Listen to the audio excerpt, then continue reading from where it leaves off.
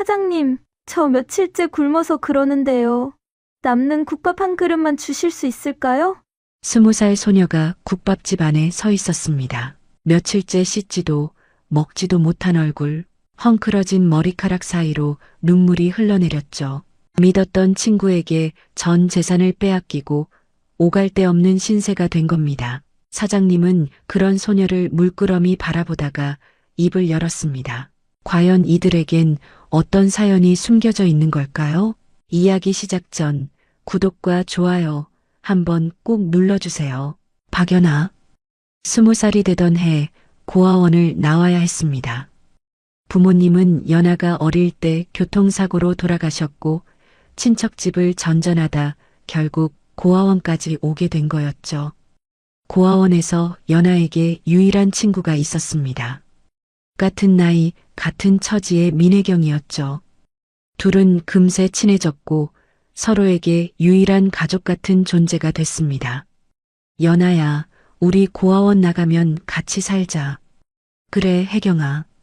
우리 둘이서 잘 살아보자. 20살이 되던 날 둘은 정착자금으로 각각 500만 원씩 받았습니다. 연아는 혜경의 제안대로 서울로 가기로 했죠. 둘이 합치면 1,000만 원. 작은 월세방 하나 구해서 함께 살면서 일자리를 구하자는 계획이었습니다. 희망에 부풀어 서울행 버스에 올랐습니다. 창밖으로 스쳐 지나가는 풍경을 보며 연아는 새로운 시작을 꿈꿨죠. 서울에 도착한 둘은 부동산을 돌아다니며 방을 알아봤습니다. 그런데 생각보다 월세가 비쌌죠. 보증금의 월세까지 두 사람의 돈을 합쳐도 빠듯했습니다. 연아야, 내가 돈 관리 잘하니까 내가 들고 있을게. 그래, 혜경아. 네가 꼼꼼하니까 맡길게. 연아는 아무 의심 없이 500만 원을 혜경에게 건넸습니다. 세상에서 가장 믿는 친구였으니까요. 그날 밤 둘은 저렴한 찜질방에서 잠을 잤습니다. 내일이면 방을 계약하고 새 출발을 할 수 있을 거라 생각했죠. 그런데 다음 날 아침 연아가 눈을 떴을 때 혜경은 없었습니다. 가방도 돈도 혜경의 흔적도 전부 사라진 뒤였죠. 혜경아, 혜경아. 찜질방 구석구석을 뒤졌지만 혜경은 어디에도 없었습니다. 전화를 걸어봤지만 연결되지 않았죠. 그제야 연아는 깨달았습니다. 혜경이 돈을 들고 도망간 거라는 걸요. 연아는 그 자리에 주저앉아 울었습니다. 세상에서 가장 믿었던 친구였는데, 유일한 가족 같은 존재였는데, 어떻게 이럴 수 있는 건지. 하지만 울고 있을 시간이 없었습니다. 찜질방 이용료도 낼 돈이 없었으니까요. 연아에게 남은 거라곤 작은 가방 하나와 몇 천 원뿐이었습니다. 그날부터 연아의 거리 생활이 시작됐습니다. 낮에는 일자리를 찾아 돌아다녔지만 아무것도 없는 그녀를 받아주는 곳은 없었죠. 밤이면 공원 벤치에서 웅크린 채 잠을 청했습니다. 춥고 배고프고 무서웠습니다. 하루, 이틀, 사흘. 며칠이 지나자 연아는 제대로 서 있기도 힘들어졌습니다. 마지막으로 먹은 게 언제인지도 기억나지 않았죠. 그러다 어느 골목에서 국밥 냄새가 났습니다. 고소하고 따뜻한 냄새. 연아는 무의식적으로 그 냄새를 따라갔습니다. 수키네 국밥이라고 적힌 작은 식당이 보였죠. 문 앞에 서서 안을 들여다봤습니다. 손님들이 맛있게 국밥을 먹고 있었고 따뜻한 김이 모락모락 피어올랐습니다. 연아의 배에서 꼬르륵 소리가 났습니다. 창피했지만 더 이상 버틸 수가 없었죠. 떨리는 손으로 식당 문을 열었습니다. 안으로 들어가 카운터 앞에 선 뒤 고개를 숙이고 말했죠. 사장님, 저 며칠째 굶어서 그러는데요. 남는 국밥 한 그릇만 주실 수 있을까요? 나중에 꼭 갚을게요. 식당 안이 조용해졌습니다. 손님들의 시선이 연아에게 쏠렸죠. 연아는 고개를 들 수가 없었습니다. 너무 창피하고 비참했으니까요. 카운터 안에 있던 사장, 김숙희 여사가 연하를 바라봤습니다. 50살의 그녀는 험한 세상을 오래 살아온 사람 특유의 눈빛을 가지고 있었죠. 숙희 여사는 한동안 연하를 물끄러미 쳐다보더니 입을 열었습니다. 일단 앉아. 연하가 고개를 들었습니다. 숙희 여사가 빈자리를 가리키고 있었죠. 앉으라니까 쓰러지기 전에. 연하는 비틀거리며 자리에 앉았습니다. 잠시 후 김이 모락모락 나는 국밥 한 그릇이 앞에 놓였죠. 하얀 쌀밥 위에 고기가 푸짐하게 올라간 따끈한 국밥이었습니다. 먹어. 연하의 눈에서 눈물이 주르륵 흘러내렸습니다. 젓가락을 집었지만 손이 떨려서 제대로 잡히지 않았죠.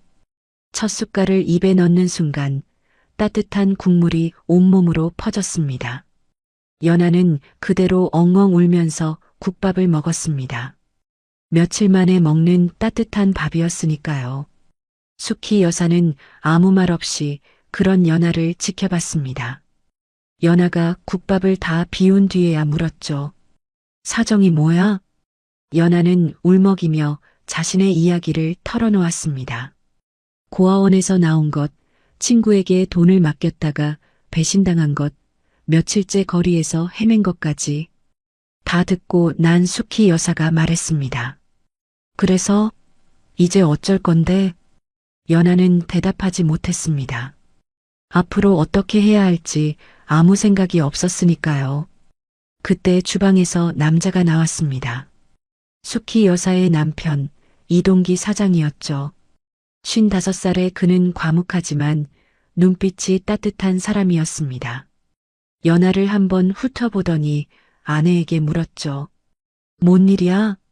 숙희 여사가 간단히 상황을 설명했습니다. 동기 사장은 팔짱을 끼고 연하를 바라봤죠. 마침 사람 손이 필요하긴 했는데. 숙희 여사가 남편을 쳐다봤습니다. 동기 사장이 연하에게 말했죠. 우리 가게에서 일해볼 생각 있어? 연하의 눈이 커졌습니다. 정말요? 대신 말해두는데 공짜는 없어. 동기 사장의 목소리가 단호했습니다. 방금 먹은 국밥가 오늘 일해서 갚아. 그리고 내일도 일하면 내일 밥 먹을 수 있고 모레도 일하면 모레 밥 먹을 수 있어. 세상에 공짜 밥은 없다. 알겠어? 연하는 눈물을 닦으며 힘차게 고개를 끄덕였습니다. 네, 열심히 할게요. 정말 감사합니다. 감사는 무슨, 일단 저기 싱크대에 설거지 쌓여 있어. 당장 가서 해. 연하는 벌떡 일어나 주방으로 향했습니다. 싱크대에는 그릇이 산더미처럼 쌓여 있었죠. 하지만 연하는 두려움보다 감사함이 더 컸습니다. 뜨거운 물에 손을 담그며 설거지를 시작했습니다. 살았다. 일단 살았어. 이렇게 20살 고아 소녀 박연아의 새로운 시작이었습니다. 그날 밤 연하는 국밥집 창고 한켠에 마련된 작은 공간에서 잠을 잤습니다. 낡은 이불이었지만 며칠 만에 누워보는 따뜻한 잠자리였죠. 연하는 천장을 바라보며 생각했습니다. 내일부터 진짜 열심히 해야지. 다음 날 새벽 5시 연하는 눈을 떴습니다. 아직 해도 뜨지 않은 시간이었지만 주방에서 부스럭거리는 소리가 들렸죠. 조심스럽게 주방으로 나가보니 동기 사장이 이미 일하고 있었습니다. 커다란 솥에 사골을 넣고 불을 지피는 중이었죠. 사장님, 일찍 나오셨네요. 국밥집은 새벽이 전쟁이야. 육수가 생명이거든. 동기 사장이 연하를 돌아보며 말했습니다. 너도 일찍 일어났네. 마음에 드는구만. 저도 뭐 도와드릴까요? 저기 파 있지? 그거 다듬어. 연하는 바로 앞치마를 두르고 팔을 다듬기 시작했습니다. 손이 서툴렀지만 최선을 다했죠. 아침 6시가 되자 숙희 여사도 나왔습니다. 어머, 벌써 일하고 있네? 네, 사장님이 파 다듬으라고 하셔서요. 숙희 여사가 연하의 손을 받습니다. 손놀림이 영 어설프구만. 이리 와봐. 내가 알려줄게. 숙희 여사는 파 다듬는 법부터 차근차근 가르쳐 줬습니다. 칼 잡는 법, 써는 각도, 속도까지. 못하는 건 당연해. 처음이니까. 숙희 여사가 말했습니다. 근데 같은 실수를 2번 하면 그건 네 잘못이야. 알겠어? 네, 명심할게요. 오전 7시 가게 문이 열렸습니다. 아침을 먹으러 오는 손님들이 하나둘 들어왔죠. 연하는 홀 서빙을 맡았습니다. 주문 받고 국밥 나르고 빈 그릇 치우고 정신없이 뛰어다녔죠. 점심시간이 되자 손님이 폭주했습니다. 연하는 땀을 뻘뻘 흘리며 일했습니다. 다리가 후들거렸지만 쉴 틈이 없었죠. 오후 2시 점심 피크 타임이 끝나고 나서야 잠깐 숨을 돌릴 수 있었습니다. 숙희 여사가 국밥 한 그릇을 연하 앞에 놓았죠. 먹어. 점심이야. 감사합니다. 연하가 국밥을 먹으려는데 동기 사장이 맞은편에 앉았습니다. 연하야. 네, 사장님. 오늘 일하면서 뭘 느꼈어? 연하는 잠시 생각했습니다. 많이 힘들었어요. 근데 뿌듯하기도 하고요. 동기 사장이 고개를 끄덕였습니다. 그게 일이야. 힘들지만 뿌듯한 거. 세상에 쉬운 돈은 없어. 공짜로 얻은 건 결국 독이 돼. 스스로 번 밥이 진짜 밥인 거야. 알겠어? 연하는 그 말을 가슴에 새겼습니다. 네, 사장님. 기억할게요. 그때 식당 문이 열리며 누군가 들어왔습니다. 아버지, 어머니, 저 왔어요. 25살쯤 되어 보이는 청년이었습니다. 훤칠한 키에 선한 인상. 숙희 여사가 반갑게 맞이했죠. 어유, 철호 왔어? 밥 먹었어? 아니요, 배고파요. 청년이 연하를 발견하고 눈을 깜빡였습니다. 이분은 누구예요? 아, 새로운 아이야. 박연아라고 해. 어제부터 우리 가게에서 일해. 숙희 여사가 연하를 소개했습니다. 연하야, 이 사람은 우리 아들 철호야. 올해 25이고 회사 다녀. 연하가 자리에서 일어나 인사했습니다. 안녕하세요. 박연아입니다. 철호가 환하게 웃으며 손을 내밀었습니다. 반가워요, 연아 씨. 아, 편하게 말해도 되죠? 저도 편하게 할게요. 네, 반가워요. 철호는 연하 옆자리에 앉으며 물었습니다. 근데 완전 어려 보인다. 몇 살이에요? 20살이에요. 아, 진짜? 나보다 5살 어리네. 그럼 나 오빠라고 불러요. 연하가 어색하게 웃었습니다. 네. 오빠. 철호가 씩 웃었죠. 어색하긴. 천천히 익숙해지면 돼요. 숙희 여사가 철호 앞에 국밥을 놓으며 말했습니다. 철호야, 연하가 오늘 처음 일했는데 잘하더라. 오, 진짜요? 대단한데? 철호가 연하를 보며 엄지를 치켜 세웠습니다. 첫날부터 잘하면 나중엔 어떻게 되려고 그래요? 연하의 얼굴이 살짝 붉어졌습니다. 아직 많이 부족해요. 겸손하기까지. 완전 마음에 드는데요? 저녁 장사가 끝나고 마감 정리를 할 때였습니다.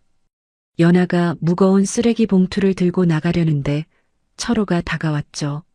내가 들어줄게요. 아, 괜찮아요. 제가 할 수 있어요. 무거운 건 오빠가 드는 거야. 내놔요. 철호가 쓰레기 봉투를 받아들었습니다. 연하가 미안해하자 철호가 웃으며 말했죠. 우리 이제 한 식구나 마찬가지잖아요. 동생이 무거운 거 드는 거 보고 가만히 있으면 오빠가 아니지. 연하의 마음이 따뜻해졌습니다. 고아원 나온 후 처음으로 가족 같은 느낌을 받았으니까요. 그날 밤 연하는 작은 방에 누워 천장을 바라봤습니다. 사장님, 사모님, 그리고 철호 오빠. 좋은 사람들이었습니다. 혜경에게 배신당해 무너졌던 마음이 조금씩 회복되고 있었죠. 열심히 해서 꼭 보답해야지. 연아는 그렇게 다짐하며 눈을 감았습니다. 이곳에서라면 다시 시작할 수 있을 것 같았습니다. 연아가 국밥집에서 일한 지 한 달이 지났습니다. 처음엔 서툴기만 했던 손놀림이 이제는 제법 빨라졌죠. 파 써는 것도, 그릇 나르는 것도, 계산하는 것도 능숙해졌습니다. 무엇보다 연아는 밝았습니다. 손님이 들어오면 환하게 웃으며 인사했죠. 어서 오세요. 뭐 드릴까요? 그 밝은 미소에 손님들도 기분이 좋아졌습니다. 단골 할머니 한 분이 연아에게 말했죠. 아가, 웃는 게 참 이쁘다. 밥 먹으러 오면 기분이 좋아져. 감사합니다, 할머니. 맛있게 드세요. 연아의 밝은 에너지는 전염성이 있었습니다. 손님들이 하나둘 늘어나기 시작했죠. 요즘 수키네 국밥집 가봤어? 직원이 참 친절하더라. 맞아, 밥도 맛있는데 기분까지 좋아져. 입소문이 퍼지면서 가게는 점점 바빠졌습니다. 어느 날 저녁 장사를 마치고 정리하는 시간이었습니다. 수키 여사가 연아를 불렀죠. 연아야, 이리 와봐. 네, 사모님. 수키 여사가 봉투 하나를 내밀었습니다. 이번 달 월급이야. 연아가 봉투를 받아들었습니다. 안에는 현금이 들어 있었죠. 생애 처음으로 받아보는 월급이었습니다. 사모님, 이게 정말 제 거예요? 당연하지. 네가 일한 만큼 받는 거야. 연아의 눈시울이 붉어졌습니다. 스스로 번 첫 월급. 손에 쥔 돈이 이렇게 무겁게 느껴진 적은 처음이었죠. 그때 동기 사장이 다가왔습니다. 연아야, 그 돈 어떻게 쓸 거야? 일단 필요한 거 좀 사려고요. 옷도 없고 세면도구도. 동기 사장이 고개를 끄덕였습니다. 필요한 건 사야지. 근데 한 가지 기억해. 뭔데요? 버는 돈의 절반은 무조건 저축해. 연아가 고개를 갸웃했습니다. 절반이요? 그럼 쓸 돈이 너무 없지 않아요? 동기 사장이 진지한 표정으로 말했습니다. 연아야, 돈은 물이야. 손에 쥐고 있으면 흘러나가. 지금은 먹고 자는 게 해결되잖아. 그럴 때 모아야 해. 나중에 네가 뭘 하고 싶을 때 그 돈이 너를 살려줄 거야. 연아는 그 말을 곱씹었습니다. 사장님 말이 맞았죠. 지금은 국밥집에서 먹고 자는 게 해결되니까 돈 쓸 일이 별로 없었습니다. 알겠어요, 사장님. 절반은 꼭 모을게요. 그래, 잘 생각했다. 동기 사장이 흐뭇하게 웃었습니다. 연아는 그날부터 월급의 절반을 무조건 저축했습니다. 필요한 것만 최소한으로 사고 나머지는 통장에 넣었죠. 처음엔 적은 돈이었지만 차곡차곡 모이기 시작했습니다. 2달이 지나고 3달이 지났습니다. 연아는 국밥집에 없어서는 안 될 존재가 됐죠. 아침엔 누구보다 먼저 나와 준비했고 저녁엔 마지막까지 남아 정리했습니다. 손님 응대도 연아가 제일 잘했죠. 어느 날 까다로운 손님이 왔습니다. 국밥을 받자마자 인상을 찌푸렸죠. 야, 이거 국물이 왜 이래? 짜잖아.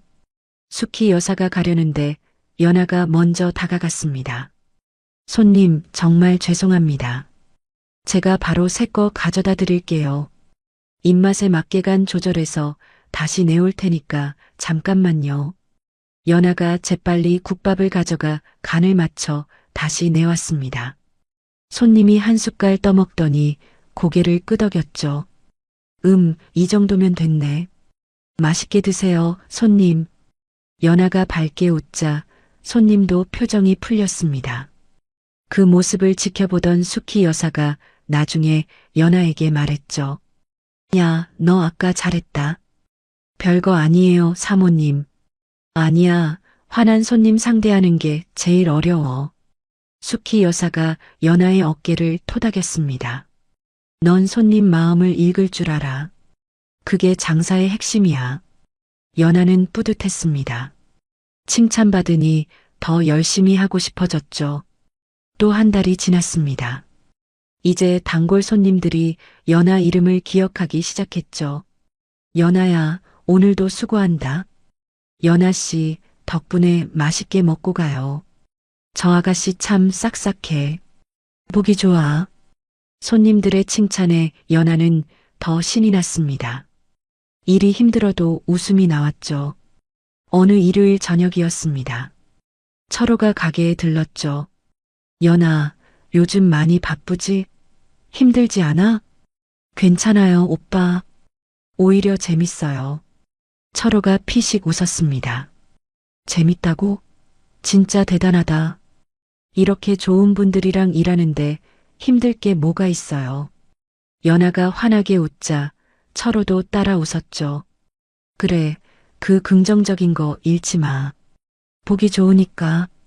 장사가 끝나고 가게 앞 벤치에 앉아 있을 때였습니다. 동기 사장이 연하 옆에 앉았죠. 연하야. 네, 사장님. 우리 가게 요즘 장사 잘 되는 거 알아? 연하가 고개를 끄덕였습니다. 네, 손님이 많이 늘었어요. 그게 네 덕분이야. 연하가 깜짝 놀랐습니다. 저요? 아니에요. 국밥이 맛있어서 그런 거죠. 동기 사장이 고개를 저었습니다. 맛은 옛날이나 지금이나 똑같아. 달라진 건 네가 온 뒤로 가게 분위기가 밝아졌다는 거야. 손님들이 밥만 먹고 가는 게 아니라 기분 좋게 먹고 가잖아. 연하의 눈시울이 붉어졌습니다. 사장님, 고마워, 연하야. 우리 가게 와줘서. 동기 사장이 툭툭 연하의 어깨를 두드렸습니다. 연하는 고개를 숙여 눈물을 감췄죠. 고아원에서 나온 뒤로 이렇게 인정받아 본 적이 없었습니다.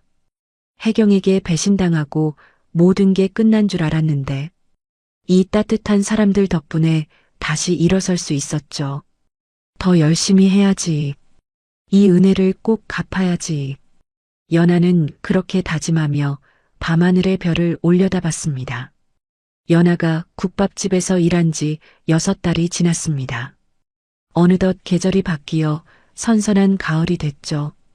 연하는 이제 국밥집의 핵심 일꾼이 되어 있었습니다. 아침 준비부터 저녁 마감까지 척척 해내는 모습에 사장님 부부도 흐뭇해했죠. 어느 일요일 아침이었습니다. 동기 사장이 연하에게 말했죠. 연하야, 오늘 우리랑 같이 갈 데가 있어. 어디요, 사장님? 가면 알아. 준비해. 연하는 궁금했지만 일단 따라 나섰습니다. 숙희 여사와 동기 사장, 그리고 연하. 셋이 함께 버스를 타고 도착한 곳은 양로원이었죠. 사장님 여긴. 우리 매달 한 번씩 여기 와. 봉사활동이야. 동기 사장이 담담하게 말했습니다. 양로원 안으로 들어가니 할머니, 할아버지들이 계셨습니다. 숙희 여사가 가져온 음식을 풀기 시작했죠. 연하야, 이거 나르는 거 도와줘. 네, 사모님. 그날 연하는 어르신들께 음식을 나르고 말벗이 되어드렸습니다. 한 할머니가 연하의 손을 꼭 잡았죠. 아가, 고마워. 이렇게 와주니까 얼마나 좋은지 몰라. 할머니, 별 말씀을요. 제가 더 좋아요. 연하는 진심이었습니다. 어르신들의 따뜻한 손길에 마음이 뭉클해졌죠. 봉사를 마치고 돌아오는 길이었습니다. 동기 사장이 버스 창밖을 바라보며 말했죠. 연하야, 왜 우리가 봉사를 하는지 알아? 좋은 일이니까요. 동기 사장이 고개를 저었습니다. 그것도 맞지만 더 중요한 이유가 있어. 뭔데요? 사람은 받기만 하면 마음이 가난해져. 동기 사장의 목소리가 진지해졌습니다. 근데 베풀면 마음이 부자가 돼. 이상하지? 받는 것보다 주는 게 더 행복해지는 거야. 연하는 그 말을 곱씹었습니다. 오늘 양로원에서 어르신들께 음식을 나눠드릴 때 분명 힘들었는데 마음은 따뜻하고 행복했죠. 사장님, 저도 다음 달에 또 같이 가도 돼요? 동기 사장이 빙긋 웃었습니다. 당연하지. 환영이야. 그 뒤로 연하는 매달 봉사활동에 함께했습니다. 양로원뿐 아니라 고아원, 무료급식소도 다녔죠. 연하는 깨달았습니다. 자신도 누군가에게 도움을 줄 수 있는 사람이 됐다는 거요. 어느 날 저녁 장사를 마치고 정리할 때였습니다. 동기 사장이 연하를 불렀죠. 연하야, 잠깐 얘기 좀 하자. 네, 사장님. 둘은 가게 앞 벤치에 나란히 앉았습니다. 동기 사장이 먼저 입을 열었죠. 연하야, 너 올해 21살이지? 네, 맞아요. 앞으로 뭐 하고 싶어? 연하는 잠시 생각했습니다. 솔직히 아직 잘 모르겠어요. 지금은 그냥 열심히 일하는 게 전부예요. 동기 사장이 고개를 끄덕였습니다. 그래, 지금 열심히 하는 거 좋아. 근데 말이야. 공부를 해보는 게 어떨까? 연하가 눈을 동그랗게 떴습니다. 공부요? 그래. 대학 가보는 거야. 연하는 당황했습니다. 대학이라니. 고아원 출신인 자신이 대학을 간다는 건 상상해 본 적도 없었죠. 사장님, 저 같은 애가 무슨 대학을. 왜? 네가 왜 못 가? 동기 사장의 목소리가 단호해졌습니다. 연하야, 너 똑똑해. 일하는 거 보면 알아. 숫자 계산도 빠르고 손님 응대도 잘하고 머리가 좋은 애야. 연하는 고개를 숙였습니다. 근데 저 공부 안 한 지 오래됐어요. 고등학교 졸업하고 쭉. 지금 시작하면 돼. 동기 사장이 연하의 눈을 똑바로 바라봤습니다. 낮에 일하고 저녁에 학원 다녀. 1년만 해봐. 네가 하고 싶은 게 생겼을 때 대학 졸업장이 너 길을 열어줄 거야. 연하의 눈에 눈물이 고였습니다. 사장님, 왜 저한테 이렇게까지. 네가 가족이니까. 동기 사장이 담담하게 말했습니다. 우리 철호 하나밖에 없잖아. 네가 딸 같은 거야. 부모 입장에서 자식이 공부해서 잘 되는 거 보고 싶은 게 당연하지. 연하는 더 이상 눈물을 참을 수 없었습니다. 고아원에서 자라며 한 번도 들어보지 못한 말이었죠. 부모의 마음, 자식이 잘 되길 바라는 그 마음. 연하는 태어나서 처음으로 그 사랑을 느꼈습니다. 사장님, 감사합니다. 정말 감사합니다. 고맙긴. 네가 열심히 하는 거지. 내가 뭘 해. 동기 사장이 툭툭 연하의 등을 두드렸습니다. 대신 약속해. 네 인생은 네가 책임지는 거야. 내가 도와줄 수 있는 건 여기까지야. 나머지는 네 몫이야. 연하는 눈물을 닦으며 고개를 끄덕였습니다. 네, 약속할게요. 꼭 해낼게요. 그 다음 주부터 연하의 새로운 일과가 시작됐습니다. 아침 5시에 일어나 국밥집 준비. 오전부터 오후까지 일하고 저녁 7시면 근처 학원으로 달려갔죠. 학원에서 밤 10시까지 공부하고 돌아오면 자정이 다 됐습니다. 체력적으로 힘들었지만 연하는 포기하지 않았죠. 철호도 연하를 응원했습니다. 연하, 요즘 학원 다니느라 힘들지? 좀 피곤하긴 한데 괜찮아요, 오빠. 대단하다, 진짜. 나도 본받아야겠어. 철호가 참고서를 한 알음 사다 줬습니다. 이거 공부할 때 도움 될 거야. 파이팅! 오빠 고마워요. 연하는 그 참고서를 보물처럼 아꼈습니다. 밤마다 눈을 비비며 공부했죠. 모르는 게 있으면 학원 선생님께 물어보고 이해될 때까지 몇 번이고 반복했습니다. 숙희 여사도 연하를 챙겼죠. 연하야, 밤늦게 공부하느라 배고프지? 이거 먹어. 야식으로 따뜻한 국밥을 내밀었습니다. 사모님 감사합니다. 고마우면 열심히 해. 알았지? 연아는 그 사랑에 보답하고 싶었습니다.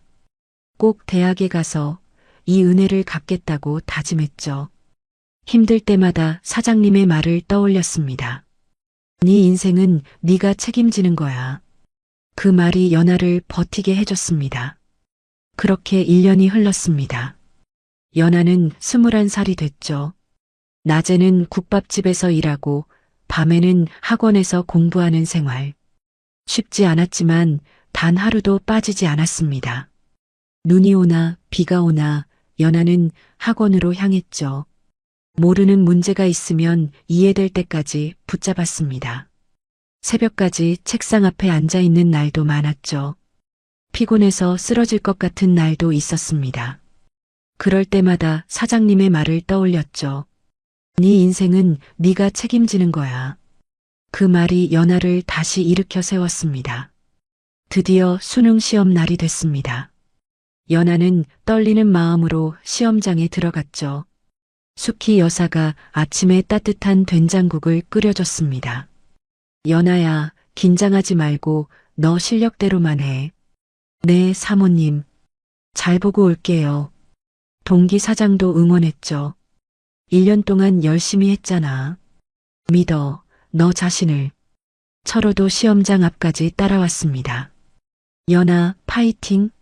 오빠가 여기서 응원할게. 오빠 고마워요.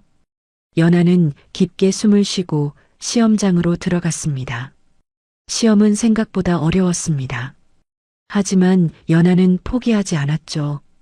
1년간 공부한 모든 것을 쏟아부었습니다. 시험이 끝나고 연아는 탈진한 듯 걸어 나왔습니다. 철호가 달려와 부축했죠. 연아, 수고했어. 진짜 고생 많았다. 오빠, 나 최선을 다했어. 그럼 된 거야. 결과는 하늘에 맡기자. 며칠 뒤 대학 원서를 넣었습니다. 연아는 식품영양학과에 지원했죠. 음식에 관심이 많았고 국밥집에서 일하며 더 배우고 싶어졌으니까요. 합격 발표 날이 됐습니다. 연아는 떨리는 손으로 컴퓨터 앞에 앉았죠. 숙희 여사와 동기 사장, 철호까지 모두 모였습니다. 연아야, 빨리 확인해봐. 연아가 수험번호를 입력했습니다. 화면이 바뀌는 순간 모두의 숨이 멎었죠. 합격을 축하합니다. 연아의 눈이 휘둥그레졌습니다. 사장님, 저 합격이에요. 뭐? 진짜? 숙희 여사가 화면을 다시 확인했습니다. 분명히 합격이라고 적혀 있었죠. 연아야, 합격이다, 합격. 숙희 여사가 연아를 와락 끌어안았습니다. 우리 연아 대학 간다. 대학생이 됐어. 연아의 눈에서 눈물이 쏟아졌습니다. 사모님, 저 정말 해냈어요. 그래, 네가 해낸 거야. 네가. 동기 사장도 눈시울이 붉어졌습니다. 평소 무뚝뚝한 그였지만 이날만큼은 감정을 숨기지 못했죠. 연아야, 장하다. 정말 장해. 사장님, 다 사장님 덕분이에요. 공부하라고 안 하셨으면 저 꿈도 못 꿨어요. 아니야. 네가 노력한 거지. 내가 뭘 했어. 철호가 연아에게 다가왔습니다. 연아, 축하해. 진심으로. 오빠 고마워. 참고서 사준 것도 응원해준 것도. 철호가 환하게 웃었죠. 이제 대학생이네. 멋있다, 진짜. 그날 저녁 국밥집에서 작은 파티가 열렸습니다. 숙희 여사가 특별히 상을 차렸죠. 불고기에 잡채, 갈비찜까지. 오늘은 우리 연아 합격 기념이야. 마음껏 먹어. 사모님, 이렇게까지 안 하셔도 되는데. 안 하셔도 되긴. 내 딸 대학 가는데 이 정도는 해야지. 숙희 여사의 말에 연아는 또 울컥했습니다. 내 딸이라는 말. 그 한마디가 연아의 마음을 녹였죠. 식사를 하며 동기 사장이 말했습니다. 연아야, 대학 다니면서도 여기서 일해도 돼. 정말요, 사장님? 당연하지. 시간 맞춰서 오면 되지 뭐. 학비는 걱정 마. 지금까지 모은 돈이랑 우리가 좀 보태줄게. 연아가 손사래를 쳤습니다. 아니에요, 사장님. 학비는 제가 벌어서 낼게요. 장학금도 신청할 거고 아르바이트도 더 할 수 있어요. 동기 사장이 흐뭇하게 웃었습니다. 그래, 그 마음가짐이 좋아. 역시 우리 연아야. 며칠 뒤 연아는 대학교에 첫 등교를 했습니다. 캠퍼스를 걸으며 연아는 감회가 새로웠죠. 내가 정말 대학생이 됐구나. 1년 전만 해도 상상도 못했던 일이었습니다. 친구에게 배신당해 거리에서 헤매던 때가 엊그제 같은데 이제는 대학생이 되어 캠퍼스를 걷고 있었죠. 연아는 하늘을 올려다봤습니다. 사장님, 사모님, 오빠, 정말 고마워요. 이 은혜 꼭 갚을게요. 대학 생활이 시작됐습니다. 연아는 누구보다 열심히 공부했죠. 수업이 끝나면 국밥집으로 달려가 일했습니다. 주말에도 쉬지 않았죠. 힘들었지만 불평하지 않았습니다. 이 모든 게 감사했으니까요. 교수님들도 연아를 눈여겨봤습니다. 박연아 학생, 수업 태도가 참 좋아요. 과제도 항상 성실하게 해오고 칭찬해요. 연아는 학과에서 성적 우수 장학금도 받게 됐습니다. 그 소식을 듣고 숙희 여사가 기뻐했죠. 우리 연아가 장학금까지. 완전 효녀네, 효녀. 사모님, 다 여기서 일하면서 배운 덕분이에요. 국밥집에서 배운 성실함이 공부에도 도움이 됐어요. 동기 사장이 뿌듯하게 웃었습니다. 그래, 어디서든 열심히 하면 결과가 따라오는 법이야. 철호도 틈날 때마다 연아를 챙겼습니다. 학교 앞에서 밥을 사주기도 하고 필요한 책을 사다 주기도 했죠. 오빠 맨날 이렇게 챙겨주면 나 부담돼. 부담은 무슨. 동생한테 밥 사주는 게 뭐가 부담이야. 철호가 웃으며 말했습니다. 열심히 하는 거 보면 오빠가 더 기분 좋아. 알았지? 연아는 고마웠습니다. 진짜 오빠가 생긴 것 같았죠. 아니, 진짜 가족이 생긴 것 같았습니다. 그렇게 4년이 흘렀습니다.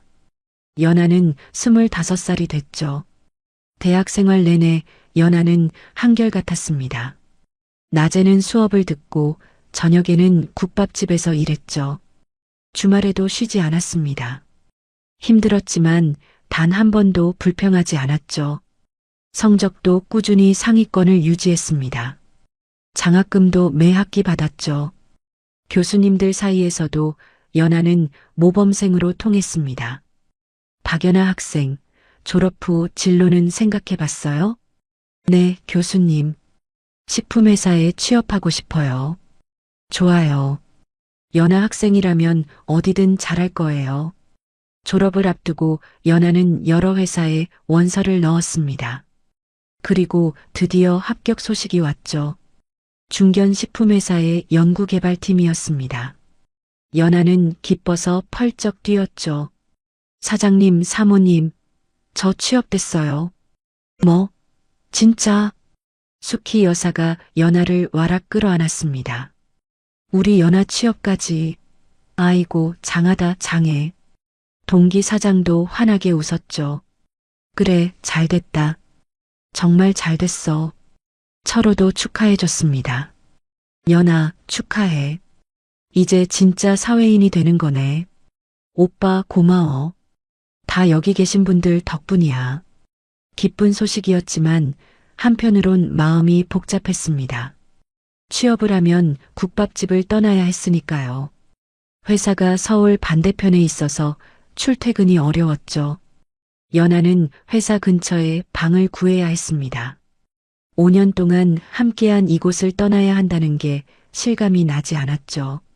졸업식 날이 됐습니다. 연아는 학사모를 쓰고 가운을 입었죠. 숙희 여사와 동기 사장, 철호까지 모두 졸업식에 왔습니다. 연아야, 학사모 쓰니까 진짜 대학생 같다. 숙희 여사가 연아의 모습을 연신 사진으로 찍었죠. 사모님, 저 원래 대학생이었잖아요. 그래도 오늘은 특별하잖아. 졸업이니까? 동기 사장이 연아를 바라보며 말했습니다. 연아야, 5년 전 그때 생각나냐? 연아가 고개를 끄덕였죠. 네, 사장님.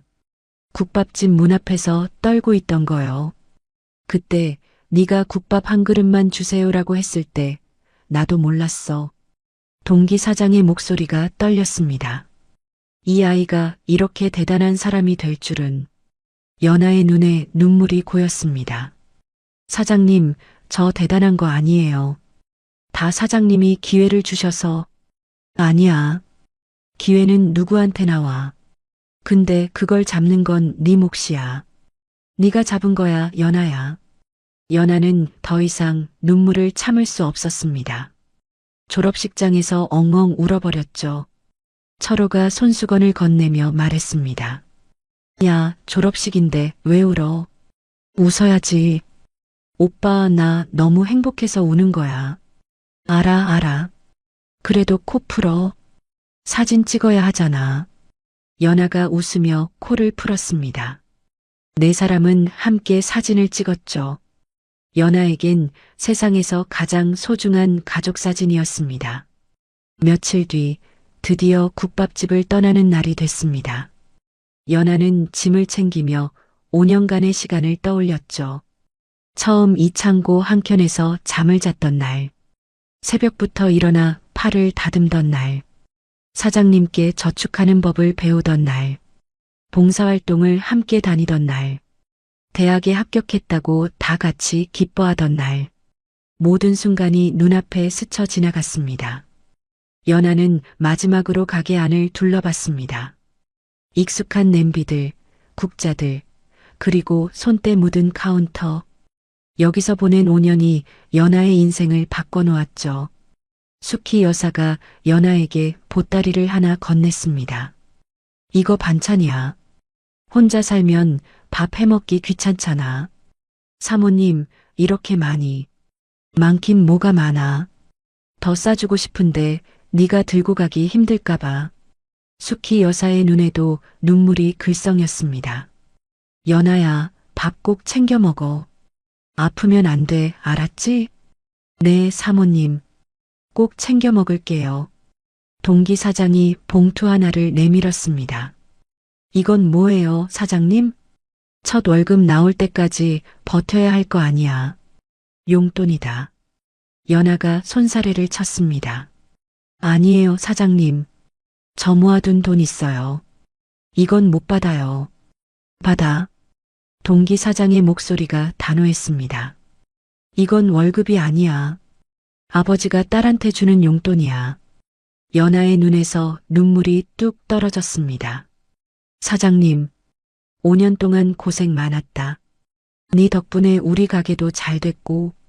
동기 사장이 연아의 어깨를 토닥였습니다. 가서도 지금처럼만 해. 그럼 어디서든 잘할 거야. 네, 사장님. 가르쳐 주신 거 절대 안 잊을게요. 철호가 연아의 짐을 들어줬습니다. 내가 차로 데려다 줄게. 짐 많잖아. 오빠 고마워. 차에 짐을 싣고 연아는 마지막으로 국밥집을 바라봤습니다. 수키네 국밥이라는 간판. 5년 전 굶주린 채로 이 문을 열었던 기억이 났죠. 그때는 내일을 알 수 없는 막막한 신세였는데 이제는 꿈을 향해 나아가는 당당한 사회인이 됐습니다. 수키 여사가 연아를 꼭 안아줬습니다. 연아야, 힘들면 언제든 돌아와. 여기가 네 집이야. 사모님, 저 자주 올게요. 잊지 않을게요. 그래, 꼭 와. 네 빈자리가 클 거야. 동기 사장도 말했죠. 몸 건강히 잘 지내고 연락 자주 해라. 네, 사장님. 꼭 연락드릴게요. 연아는 깊이 고개 숙여 인사했습니다. 사장님, 사모님. 5년 동안 정말 감사했습니다. 저한테 밥만 주신 게 아니라 삶을 가르쳐 주셨어요. 이 은혜 평생 잊지 않을게요. 차가 출발했습니다. 연아는 뒷자리에서 계속 뒤를 돌아봤죠. 숙희 여사와 동기 사장이 손을 흔들고 있었습니다. 점점 작아지는 두 분의 모습을 보며 연하는 또 눈물을 흘렸습니다. 철호가 조용히 말했죠. 연아, 너무 울지 마. 멀리 가는 것도 아니잖아. 오빠, 나 진짜 행복한 사람이야. 저런 분들 만난 게 내 인생 최고의 행운이야. 철호가 빙긋 웃었습니다. 나도 행복해. 연아 같은 동생 생겨서. 연아는 창밖을 바라보며 다짐했습니다. 꼭 성공해서 이 은혜 갚을 거야. 사장님, 사모님이 자랑스러워할 수 있는 사람이 될 거야. 새로운 시작이었습니다. 연아의 회사 생활이 시작됐습니다. 중견식품회사의 연구개발팀. 처음엔 모든 게 낯설었죠. 회의, 보고서, 프레젠테이션. 대학에서 배운 것과 현장은 달랐습니다. 하지만 연하는 위축되지 않았죠. 국밥집에서 배운 그대로 했습니다. 누구보다 먼저 출근하고 누구보다 늦게 퇴근했죠. 모르는 건 선배들에게 물어봤습니다. 같은 실수는 절대 두 번 하지 않았죠. 동기 사장의 말이 떠올랐습니다. 못하는 건 당연해. 처음이니까. 근데 같은 실수를 두 번 하면 그건 네 잘못이야. 연하는 그 가르침을 회사에서도 실천했습니다. 1년이 지나자 연하는 팀에서 인정받는 사원이 됐죠. 팀장이 연하를 칭찬했습니다. 박연하 사원, 신입 때부터 눈여겨봤는데 역시 기대를 저버리지 않네요. 감사합니다, 팀장님. 이번 프로젝트 잘 마무리하면 승진 추천할게요. 연하는 더 열심히 일했습니다. 밤늦게까지 자료를 분석하고 주말에도 출근해서 연구했죠. 그 결과 프로젝트는 대성공이었습니다. 연하는 입사 2년 만에 대리로 승진했죠. 회사에서 인정받는 건 기뻤습니다. 하지만 연하의 마음 한켠에는 다른 꿈이 자라고 있었죠. 나만의 사업을 하고 싶다. 그 생각이 처음 든 건 회사 신제품 개발 회의 때였습니다. 이번 신제품은 젊은 층을 타깃으로 합니다. 편의성을 강조하되 건강도 챙기는 콘셉트로 가죠. 연하는 회의를 들으며 생각했습니다. 우리 국밥집 국밥을 간편하게 먹을 수 있으면 어떨까? 바쁜 사람들도 따뜻한 국밥 한 그릇 먹을 수 있으면 좋겠다. 그때부터 연하의 머릿속에는 창업에 대한 생각이 떠나지 않았습니다. 퇴근 후에는 창업 관련 책을 읽었죠. 성공한 사업가들의 이야기, 식품 산업 트렌드, 마케팅 전략. 닥치는 대로 공부했습니다. 주말에는 국밥집에 자주 들렀습니다. 숙희 여사가 반갑게 맞이했죠. 어머, 연하 왔어? 밥 먹었어? 아니요, 사모님. 여기서 먹으려고요. 그래, 앉아. 내가 특별히 해줄게. 연하는 국밥을 먹으며 가게를 둘러봤습니다. 여전히 손님들로 북적였죠. 단골 어르신들이 연하를 알아보고 반겨줬습니다. 어머, 연하 아니야? 오랜만이다. 안녕하세요, 할머니. 잘 지내셨어요? 그럼 덕분에. 너 회사 다닌다며? 잘 되냐? 네, 열심히 하고 있어요. 따뜻한 분위기, 정겨운 사람들. 연하는 이런 공간을 만들고 싶었습니다. 단순히 음식만 파는 게 아니라 마음까지 전하는 곳. 사장님이 자신에게 그랬던 것처럼요. 어느 날 저녁 장사가 끝나고 연하는 동기 사장과 이야기를 나눴습니다. 사장님, 저 요즘 고민이 있어요. 뭔데? 창업을 하고 싶어요. 동기 사장이 연하를 바라봤습니다. 창업? 뭘 하고 싶은데? 음식이요. 제가 사장님한테 받은 것처럼 저도 누군가에게 따뜻한 한 끼를 주고 싶어요. 동기 사장이 한동안 말이 없었습니다. 연하가 조심스럽게 물었죠. 사장님, 제가 너무 큰 꿈을 꾸는 걸까요? 아니. 동기 사장이 고개를 저었습니다. 꿈은 클수록 좋아. 근데 연하야. 네. 창업은 쉽지 않아. 나도 이 가게 차리기 전에 3번 망했어. 연아가 놀랐습니다. 사장님이요? 3번이나요? 그래. 처음엔 분식집, 2번째는 치킨집, 3번째는 중국집. 동기 사장이 쓴웃음을 지었죠. 다 망했어. 빚만 잔뜩 지고. 그때 정말 힘들었어요? 힘들었지. 포기하고 싶었어? 동기 사장이 가게 안을 둘러봤습니다. 근데 그때마다 일어선 이유가 있었어. 뭔데요? 내가 왜 장사를 시작했는지 떠올린 거야. 동기 사장의 눈빛이 진지해졌습니다. 돈 벌려고 시작한 게 아니었어. 사람들한테 맛있는 밥 한 끼 먹이고 싶어서 시작한 거였지. 그 초심을 떠올리니까 다시 일어설 힘이 생기더라고. 연아는 그 말을 가슴에 새겼습니다. 사장님, 저도 그래요. 돈 벌려고 창업하고 싶은 게 아니에요. 제가 사장님한테 받은 사랑을 다른 사람들한테도 주고 싶어요. 동기 사장이 빙긋 웃었습니다. 그래, 그 마음이면 돼. 그 마음 잃지 마.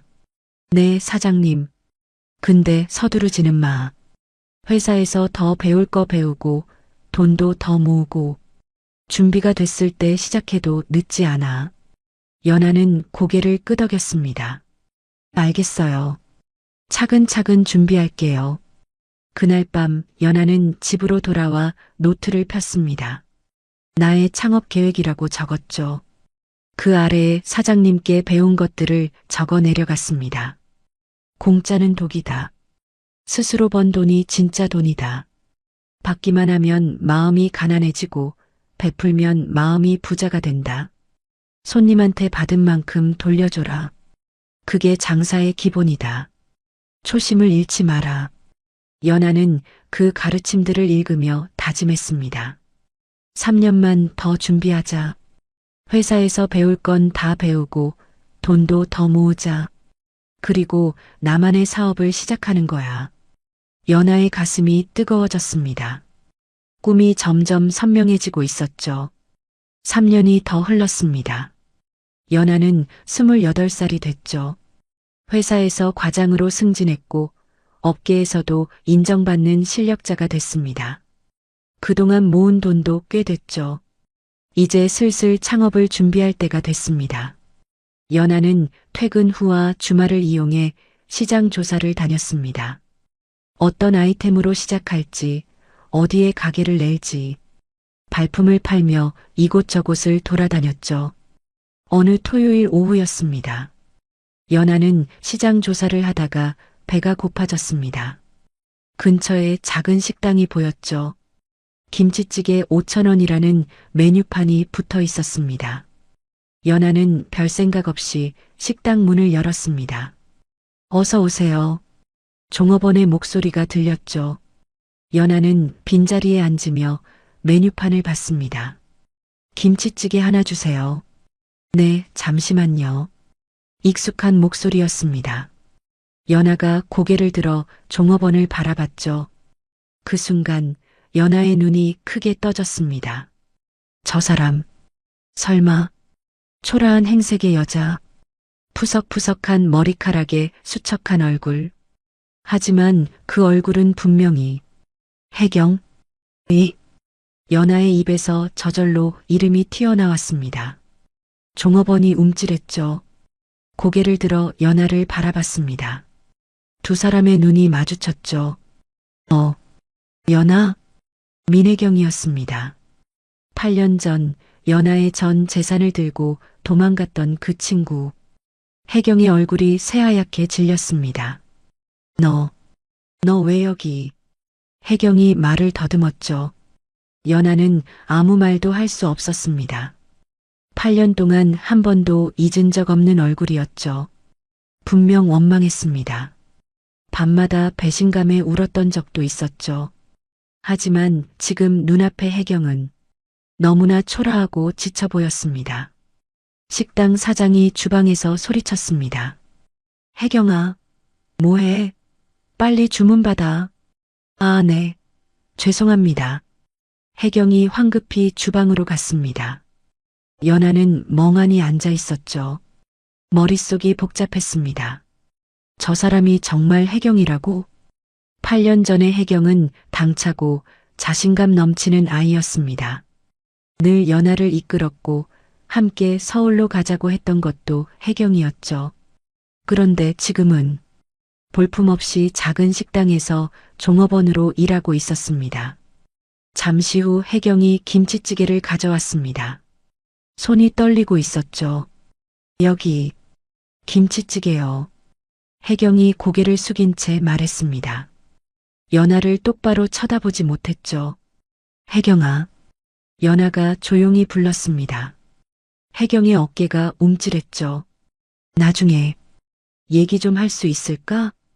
혜경이 한참을 망설이다가 작게 고개를 끄덕였습니다. 나 8시에 끝나. 연아는 김치찌개를 먹으며 혜경을 지켜봤습니다. 혜경은 연아를 피하듯 다른 테이블만 돌아다녔죠. 손님에게 혼나기도 했습니다. 야, 반찬 좀 빨리 갖다 줘. 죄송합니다. 바로 가져다 드릴게요. 연아의 마음이 복잡해졌습니다. 원망해야 할 사람인데 저렇게 힘들게 사는 모습을 보니 가슴이 아팠죠. 저녁 8시 혜경이 식당에서 나왔습니다. 연아는 근처 공원 벤치에서 기다리고 있었죠. 혜경이 조심스럽게 다가왔습니다. 연아 앞에 서더니 갑자기 무릎을 꿇었죠. 혜경아, 뭐해? 연아야, 미안해. 혜경의 목소리가 떨렸습니다. 8년 전에 내가 한 짓 정말 미안해. 네 돈 들고 도망친 거 평생 후회했어. 연아는 아무 말 없이 혜경을 바라봤습니다. 혜경의 눈에서 눈물이 흘러내렸죠. 그때 나 무서웠어. 서울이 너무 무섭고 돈이 없으면 어떻게 되나 겁났어. 그래서 미친 짓을 한 거야. 혜경이 바닥에 이마를 찧었습니다. 용서해달라는 거 아니야. 그럴 자격 없는 거 알아. 그냥 미안하다는 말이라도 하고 싶었어. 연아의 가슴이 먹먹해졌습니다. 8년 동안 품었던 원망, 배신감, 분노, 그 모든 감정이 복잡하게 뒤엉켰죠. 혜경아, 일어나. 연아가 조용히 말했습니다. 혜경이 고개를 들었죠. 일어나라니까. 연아가 혜경의 팔을 잡아 일으켰습니다. 둘은 나란히 벤치에 앉았죠. 한동안 침묵이 흘렀습니다. 연아가 먼저 입을 열었죠. 그 뒤로 어떻게 살았어? 혜경이 고개를 숙였습니다. 처음엔 그 돈으로 잘 살 줄 알았어. 근데 금방 다 써버렸지. 어디 쓴 것도 아니고 그냥 이것저것 사다 보니까 돈 떨어지니까 막막하더라. 일자리 구하려고 했는데 쉽지 않았어. 혜경의 목소리가 점점 작아졌습니다. 이 식당 저 식당 전전하면서 살았어. 사기꾼이랑 엮여서 빚도 지고 남자한테 사기도 당하고 8년 동안 정말 개고생했어. 연아는 묵묵히 들었습니다. 그런데 있잖아, 연아야. 혜경이 연아를 바라봤죠. 힘들 때마다 네 생각이 났어. 내가 너한테 얼마나 큰 잘못을 했는지. 너는 어떻게 됐을까? 혹시 나 때문에. 혜경이 또 울기 시작했습니다. 미안해, 연아야. 정말 미안해. 연아의 마음이 흔들렸습니다. 용서해야 할까? 아니면 그냥 돌아서야 할까? 그때 동기 사장의 말이 떠올랐습니다. 힘들 때 도움받았으면 나중에 힘든 사람 도와라. 연아도 8년 전엔 아무것도 없었습니다. 길거리에서 굶주리던 자신을 구해준 건 국밥집 사장님이었죠. 그분이 아니었으면 지금의 연아는 없었습니다. 연아는 깊이 숨을 들이쉬었습니다. 혜경아, 응, 솔직히 말할게. 원망 안 했다고 하면 거짓말이야. 혜경이 고개를 숙였죠. 근데 지금 네 모습 보니까 나도 모르겠다. 연아가 하늘을 올려다봤습니다. 시간 좀 줘. 생각 좀 해볼게. 혜경이 고개를 끄덕였습니다. 응, 당연해. 네가 날 용서 못해도 이해해. 오늘 이렇게 만나서 사과할 수 있었던 것만으로도 감사해. 연하는 자리에서 일어났습니다. 몇 걸음 걷다가 뒤를 돌아봤죠. 벤치에 앉은 혜경의 뒷모습이 너무 외로워 보였습니다. 연하는 한숨을 쉬며 다시 걸었습니다. 마음이 무거웠죠. 혜경을 만난 뒤 연하는 며칠 동안 잠을 설쳤습니다. 눈을 감으면 혜경의 초라한 모습이 떠올랐죠. 무릎 꿇고 울며 사과하던 모습, 8년 동안 고생했다던 이야기, 복잡한 감정이 연하를 괴롭혔습니다. 용서해야 하나? 말아야 하나? 그 주말 연하는 국밥집을 찾았습니다. 마음이 힘들 때면 언제나 이곳에 왔죠. 숙희 여사가 반갑게 맞이했습니다. 어머, 연하 왔어? 밥 먹었어?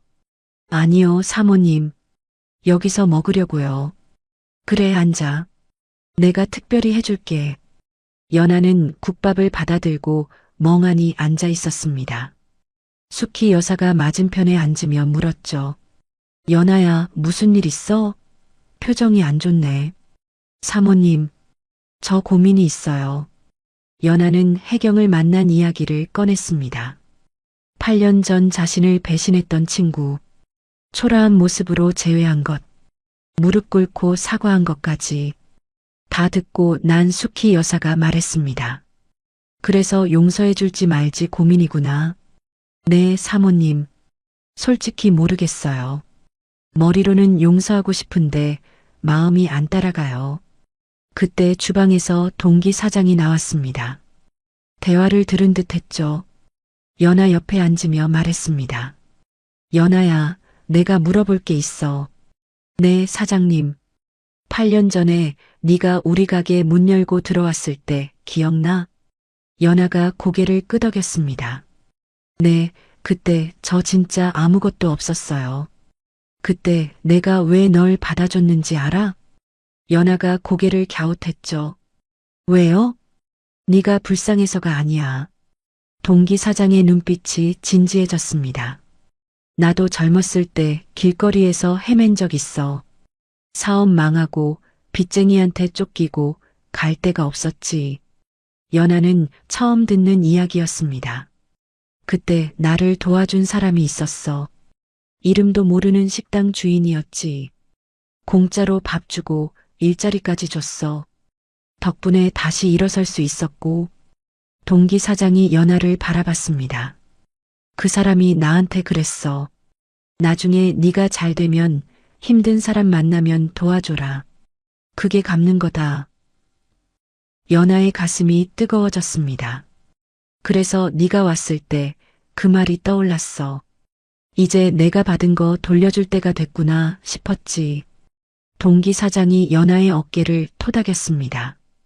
연하야, 용서하라고 강요하는 거 아니야. 근데 한 가지만 생각해봐.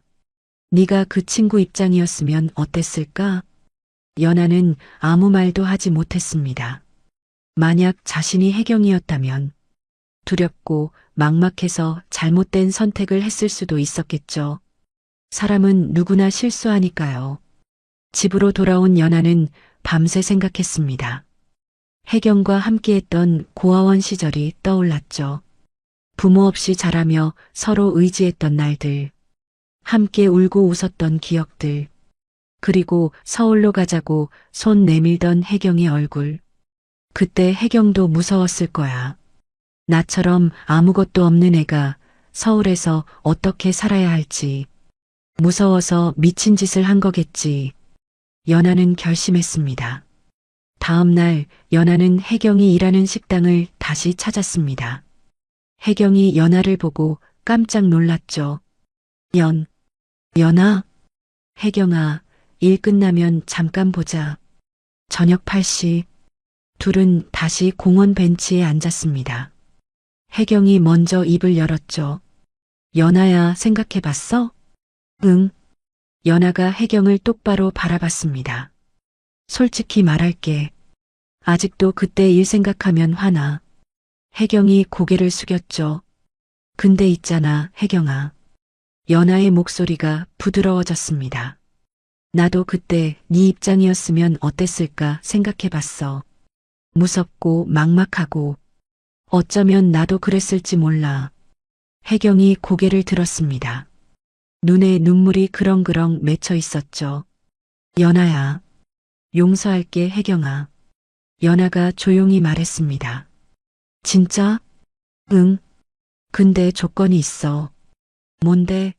뭐든 할게. 연아가 빙긋 웃었습니다. 나랑 같이 일해. 혜경이 눈을 동그랗게 떴죠. 뭐? 나 창업 준비 중이야. 반찬 가게 차리려고 하는데 같이 할 사람이 필요해. 혜경이 멍하니 연아를 바라봤습니다. 나를? 왜? 왜긴. 우리 고아원에서 제일 친했잖아. 연아가 혜경의 손을 잡았습니다. 8년 전에 우리 같이 잘 살아보자고 약속했잖아. 이번엔 진짜 그렇게 하자. 혜경의 눈에서 눈물이 쏟아졌습니다. 연아야, 나 그럴 자격 없어. 내가 너한테 뭔 짓을 했는데. 자격은 네가 정하는 게 아니야. 내가 정하는 거야. 연아가 단호하게 말했습니다. 나한테 기회를 준 사람이 있었어. 그 덕분에 내가 여기까지 왔어. 이제 내가 너한테 기회를 주는 거야. 이번엔 제대로 잡아. 혜경이 엉엉 울기 시작했습니다. 고마워, 연아야. 정말 고마워. 이번엔 절대 안 그럴게. 죽어도 안 그럴게. 연아가 혜경을 안아줬습니다. 알아. 믿을게. 그렇게 두 사람은 다시 손을 잡았습니다. 8년 만에 다시 시작하는 우정이었죠. 한 달 뒤 연아는 회사를 그만뒀습니다. 그리고 혜경과 함께 작은 반찬 가게를 열었죠. 연안의 반찬이라는 이름이었습니다. 처음엔 손님이 많지 않았습니다. 하지만 연아와 혜경은 포기하지 않았죠. 새벽부터 일어나 반찬을 만들고 정성껏 손님을 맞이했습니다. 연아는 국밥집에서 배운 그대로 했습니다. 친절하게, 정직하게, 최선을 다해 손님들이 하나둘 늘기 시작했습니다. 여기 반찬 진짜 맛있다. 엄마 손맛이야. 사장님이 친절해서 기분 좋게 사게 돼요. 입소문이 퍼지며 가게는 점점 바빠졌습니다. 6개월 뒤 반찬 가게는 대박이 났습니다. 줄 서서 기다리는 손님들로 북적였죠. 연아와 혜경은 서로를 바라보며 웃었습니다. 연아야, 우리 진짜 해냈다. 응, 혜경아. 이제 시작이야. 두 사람의 눈에 눈물이 글썽였습니다. 8년 전의 아픔을 딛고 드디어 함께 걸어가고 있었죠. 반찬 가게가 대박난 뒤로 2년이 더 흘렀습니다. 연아는 30살이 됐죠. 연안의 반찬은 이제 작은 가게가 아니었습니다. 직원만 20명이 넘는 식품회사로 성장했죠. 경기도 외곽에 공장까지 세웠습니다. 연아의 반찬은 전국 마트에 입점했고 온라인 쇼핑몰에서도 인기였죠. 혜경은 연아의 오른팔이 됐습니다. 생산 관리부터 직원 교육까지 혜경 없이는 회사가 안 돌아갈 정도였죠. 연아야, 이번 달 매출 또 올랐어. 전년 대비 30% 성장이야. 진짜? 대단하다, 우리. 두 사람은 마주보며 웃었습니다. 8년 전의 상처를 딛고 여기까지 왔죠. 어느 날 밤 연아는 사무실에서 창밖을 바라봤습니다. 반짝이는 도시의 불빛들. 문득 10년 전 자신이 떠올랐죠. 20살. 친구에게 배신당하고 거리에서 헤매던 그때. 배고파서 국밥집 문을 열던 그 순간. 사장님, 사모님이 아니었으면 지금의 나는 없었을 거야. 연아의 마음속에 오래전부터 품어온 꿈이 있었습니다. 사장님께 받은 은혜를 꼭 갚겠다는 꿈. 이제 그 꿈을 이룰 때가 됐죠. 다음 날 연아는 혜경을 불렀습니다. 혜경아, 나 새로운 사업 아이템 생각해 봤어. 뭔데? 국밥 밀키트. 혜경이 눈을 동그랗게 떴죠. 국밥 밀키트? 그거 괜찮겠다. 요즘 밀키트 시장이 엄청 크잖아. 응. 근데 아무 국밥이나 만들 생각 없어. 연아가 빙긋 웃었습니다. 수키네 국밥. 그 맛을 밀키트로 만들고 싶어? 혜경이 고개를 끄덕였죠. 아, 연아 너 은인분 가게. 완전 좋은 생각이다. 사장님께 제안해 보려고. 같이 갈래? 당연하지. 그 주말 연아와 혜경은 국밥집을 찾았습니다. 문을 열고 들어가니 익숙한 국밥 냄새가 코끝을 스쳤죠. 점심시간이 지나서 손님은 별로 없었습니다.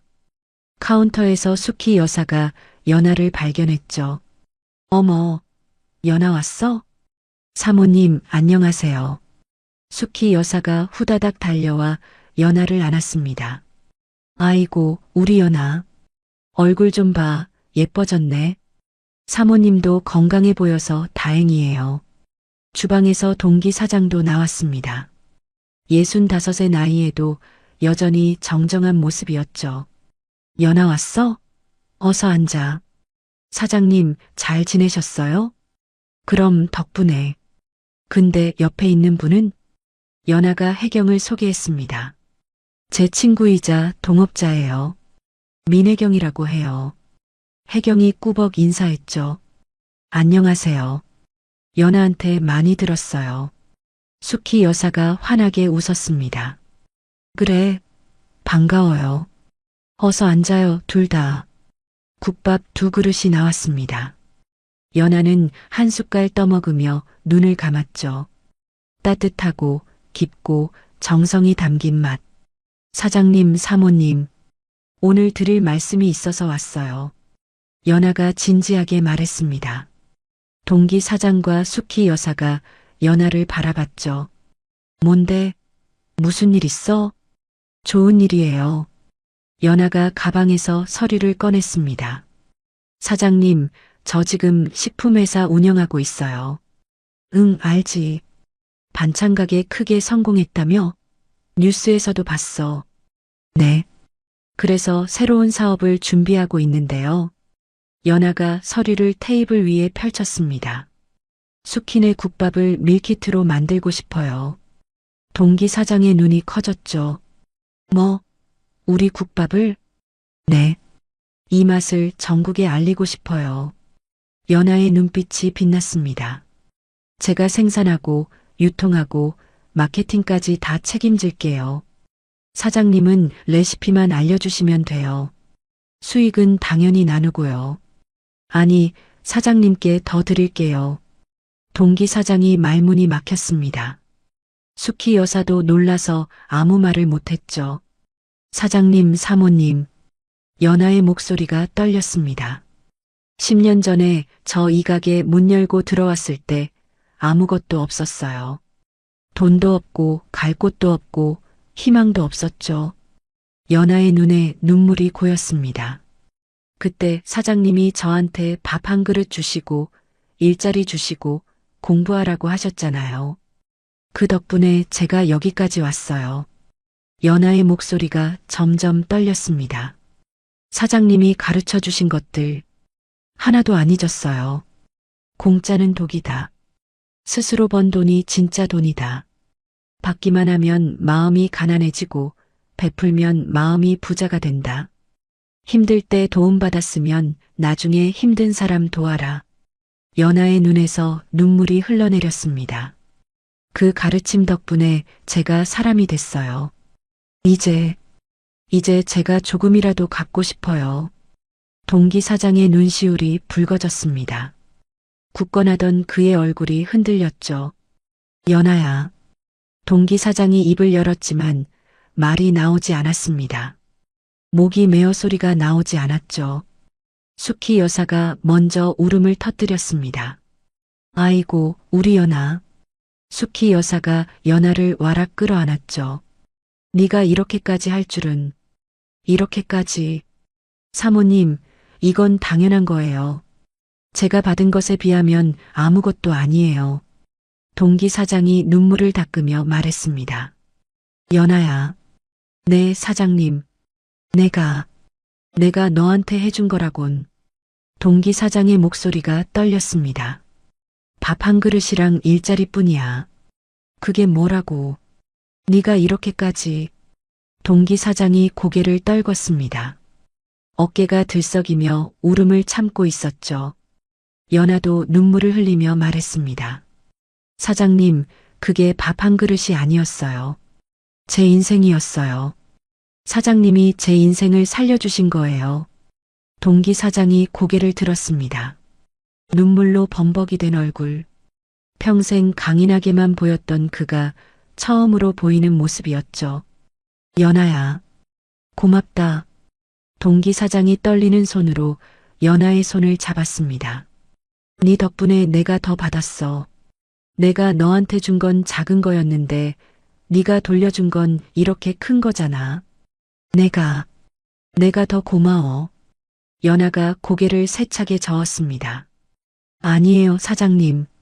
저야말로 평생 감사하며 살 거예요. 수키 여사가 두 사람의 손을 함께 잡았습니다. 우리 연아 정말 훌륭하게 컸다.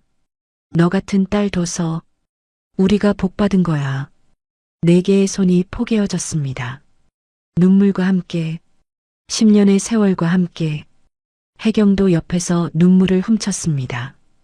연아가 왜 이 사람들을 그토록 소중히 여기는지 알 것 같았죠. 한참을 울고 난 뒤 동기 사장이 말했습니다. 연아야, 밀키트 사업 같이 하자. 정말요, 사장님? 응. 네가 하자면 하는 거지. 동기 사장이 웃으며 눈물을 닦았습니다. 대신 조건 있어. 뭔데요? 수익 네가 더 가져가. 네가 다 하는 건데 내가 많이 가져가면 되겠냐? 연아가 고개를 저었습니다. 안 돼요. 사장님이 더 가져가셔야죠. 야, 내 말 들어. 어른 말이 맞아. 수키 여사가 끼어들었죠. 둘이 똑같이 나눠. 그게 공평해. 연아와 동기 사장이 서로를 바라보다가 웃었습니다. 알겠어요. 사모님 말대로 할게요. 그래, 그게 맞아. 연아는 10년 만에 가장 행복한 하루를 보냈습니다. 은혜를 갚을 수 있어서, 아니, 다시 한번 이 사람들의 따뜻함을 느낄 수 있어서 그 자체가 가장 큰 선물이었죠. 국밥 밀키트 출시 준비가 한창이었습니다. 연아는 직접 공장에서 생산 라인을 점검했죠. 수키네 국밥의 그 맛을 그대로 살리는 게 관건이었습니다. 동기 사장이 공장을 방문했죠. 직접 맛을 보며 조언했습니다. 연아야, 여기 고기가 조금 더 들어가야 해. 네, 사장님. 바로 수정할게요. 육수도 한 번 더 끓여봐. 깊은 맛이 덜해. 동기 사장의 꼼꼼한 지도 덕분에 밀키트 맛이 완성됐습니다. 가게에서 먹는 것과 똑같은 맛이었죠. 드디어 출시 날이 됐습니다. 수키네 국밥 밀키트. 온라인 쇼핑몰과 전국마트에 동시 입점했죠. 연아는 떨리는 마음으로 판매 현황을 지켜봤습니다. 출시 첫날 온라인에서 완판됐습니다. 연아야, 다 팔렸어. 혜경이 소리쳤죠. 진짜? 벌써? 응. 재주문 문의가 폭주하고 있어. 연아는 믿기지 않았습니다.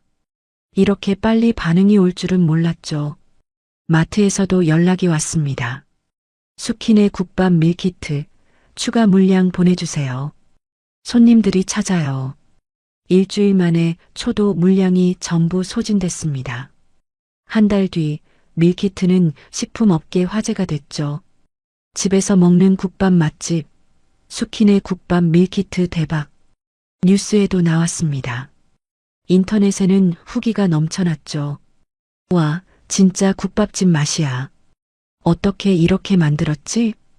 우리 엄마가 맛있다고 매일 시켜 드셔요. 혼자 사는데 따뜻한 국밥 먹으니까 눈물 나더라. 연아는 그 후기들을 읽으며 눈물이 핑 돌았습니다. 10년 전 자신도 따뜻한 국밥 한 그릇에 눈물을 흘렸으니까요. 밀키트 성공에 힘입어 체인 사업도 시작됐습니다. 수키네 국밥 가맹점 문의가 쇄도했죠. 저도 수키네 국밥 열고 싶어요. 우리 동네에도 생겼으면 좋겠어요. 연아가 시스템을 만들고 동기 사장이 맛을 관리했습니다. 6개월 만에 전국에 20개 가맹점이 생겼죠. 1년 뒤에는 50개를 넘었습니다.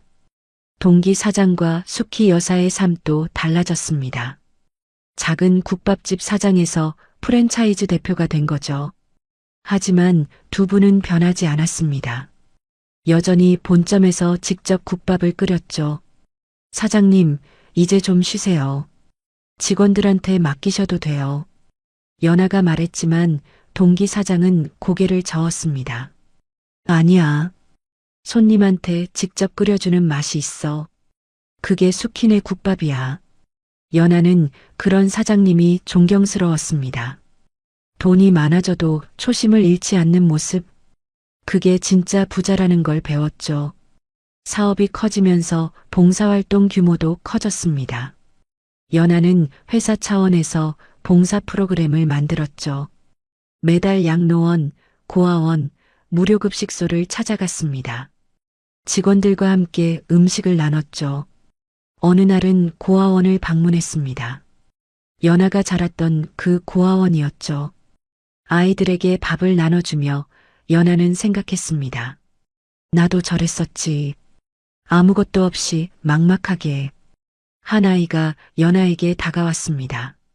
언니, 이 반찬 진짜 맛있어요. 그래, 다행이다. 많이 먹어. 언니는 왜 여기 와요? 바쁠 텐데. 연아가 빙긋 웃었습니다. 언니도 여기서 자랐거든. 아이의 눈이 동그래졌죠. 진짜요? 응. 그래서 알아. 너희가 얼마나 대단한 애들인지. 연아가 아이의 머리를 쓰다듬었습니다. 힘들어도 포기하지 마. 분명 좋은 날이 올 거야. 아이가 환하게 웃었습니다. 연아는 그 웃음을 보며 가슴이 따뜻해졌죠. 봉사활동이 끝나고 돌아오는 길이었습니다. 철호가 운전을 하고 있었죠. 요즘 철호는 연아의 회사 일을 자주 도왔습니다. 회사를 그만두고 가업을 잇기로 했거든요. 연아, 오늘 수고했어. 오빠야말로. 바쁜데 매번 와줘서 고마워. 고맙긴. 나도 좋아서 하는 건데. 차 안에 잠시 침묵이 흘렀습니다. 철호가 먼저 입을 열었죠. 연아, 나 할 말 있어. 응? 뭔데, 오빠? 철호가 차를 길가에 세웠습니다. 연아가 의아해하며 철호를 바라봤죠. 오빠, 왜 그래? 무슨 일 있어? 철호가 연아를 똑바로 쳐다봤습니다. 평소와 다른 진지한 눈빛이었죠. 연아, 나. 철호가 말을 멈췄습니다. 깊게 숨을 들이쉬더니 다시 입을 열었죠. 나 너 좋아해. 연아의 눈이 커졌습니다. 뭐? 처음부터였어. 네가 우리 가게 처음 왔을 때부터. 철호의 목소리가 떨렸습니다. 20살 때 네가 우리 집에 왔잖아. 그때부터 신경 쓰였어. 열심히 일하고 밝게 웃고 힘들어도 불평 안 하고. 그런 네가 점점 좋아졌어. 연아는 아무 말도 할 수 없었습니다. 심장이 쿵쿵 뛰었죠. 근데 그때는 말 못했어. 네가 힘든 상황이었으니까. 공부하고 대학 가고 취업하고 네가 자리 잡을 때까지 기다렸어. 철호가 연아의 손을 잡았습니다. 10년 기다렸어, 연아. 이제 말해도 되지? 연아의 눈에 눈물이 고였습니다. 10년. 철호가 10년을 기다렸다고. 자신이 힘들 때 묵묵히 곁에서 챙겨주던 그 마음이 전부 이런 마음이었던 거죠. 오빠, 대답 안 해도 돼. 부담 가지지 마. 철호가 쓴웃음을 지었습니다. 그냥 내 마음만 전하고 싶었어. 10년 동안 혼자 품고 있으려니까 터질 것 같아서 연하는 잠시 눈을 감았습니다. 철호와 함께한 10년이 스쳐 지나갔죠. 처음 만났을 때 동생이라고 생각해라며 웃던 모습, 무거운 짐 들어주던 모습, 참고서 사다 주던 모습, 졸업식 때 손수건 건네주던 모습, 힘들 때마다 옆에 있어주던 모습, 그 모든 순간이 떠올랐습니다. 연하가 눈을 떴습니다. 오빠, 응? 나도. 철호가 멈칫했죠. 나도 오빠 좋아해. 철호의 눈이 커졌습니다. 진짜? 연하가 빙긋 웃었습니다. 언제부터인지는 모르겠어. 근데 오빠 없는 내 인생은 상상이 안 돼. 그게 좋아하는 거 맞지? 철호의 얼굴에 환한 미소가 번졌습니다. 눈에는 눈물이 글썽였죠. 연하야. 철호가 연하를 꼭 안았습니다. 연하도 철호의 등을 감싸 안았죠. 차 안에 두 사람의 심장 소리만 울렸습니다. 10년 만에 전해진 마음, 10년 만에 이어진 사랑. 연하는 철호의 품에서 생각했습니다. 이 사람이었구나. 처음부터 내 곁에 있어야 할 사람이. 철호의 고백 이후 두 사람은 연인이 됐습니다. 10년을 가족처럼 지내왔기에 어색함은 없었죠. 오히려 더 편안하고 자연스러웠습니다. 데이트를 하면서도 대화가 끊이지 않았죠. 오빠, 우리 사귄 지 얼마나 됐지? 3달. 근데 왜 10년 사귄 것 같지? 철호가 웃었습니다. 그러게.